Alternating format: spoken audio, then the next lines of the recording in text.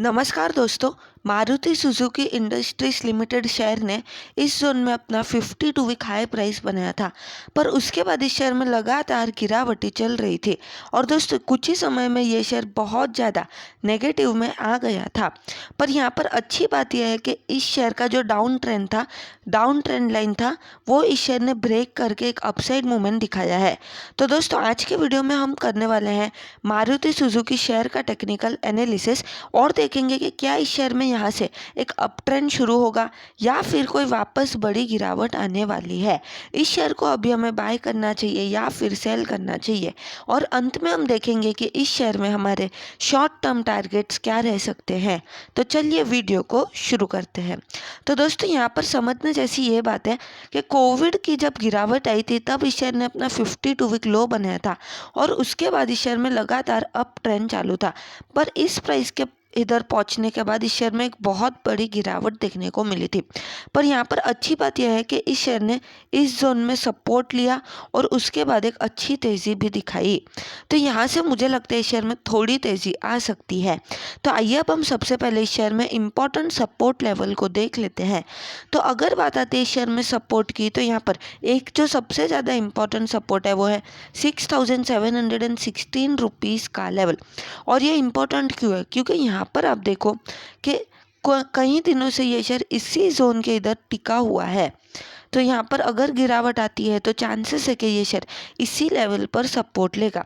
और दोस्तों अगर बात आती है इस शेयर में रेजिस्टेंस की, तो यहाँ पर जो सबसे ज़्यादा इम्पोर्टेंट रेजिस्टेंस है वो है 6840 रुपीज़ का लेवल। और दोस्तों ये इम्पोर्टेंट बहुत ज़्यादा है क्योंकि यहाँ पर आप देखो पहले इस शेयर ने इस जोन में इधर मल्टी टाइम सपोर्ट लिया था, पर अब ये शेयर इसी जोन में रेजिस्टेंस फेस कर रहा है। अगर मैं आपको इसको जूम करके दिखाऊँ तो आप देखोगे कई दिनों से ये शेयर इसी जोन के इधर रेजिस्टेंस फेस कर रहा है। इसलिए 6840 रुपीज़ का लेवल मारुति सुजुकी शेयर के लिए एक स्ट्रॉन्ग रेजिस्टेंस है। आइए अब हम देख लेते हैं इस शेयर में कुछ इंपॉर्टेंट टेक्निकल इंडिकेटर्स हमें क्या सिग्नल दे रहे हैं। तो दोस्तों यहाँ पर मैं दो इंपॉर्टेंट इंडिकेटर्स को लगाऊंगा। जो सबसे पहला इंडिकेटर है वो है RSI और दूसरा इंडिकेटर है MACD।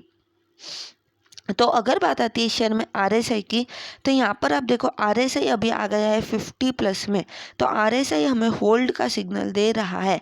और अगर बात आती है MACD की, तो MACD में लगातार पॉजिटिव हिस्टोग्राम जनरेट हो रहे हैं, तो MACD हमें बाय का सिग्नल दे रहा है। आइए अब हम देख लेते हैं मैं इस शेयर में कब एंट्री लूँगा और मेरे क्या टारगेट्स रहेंगे।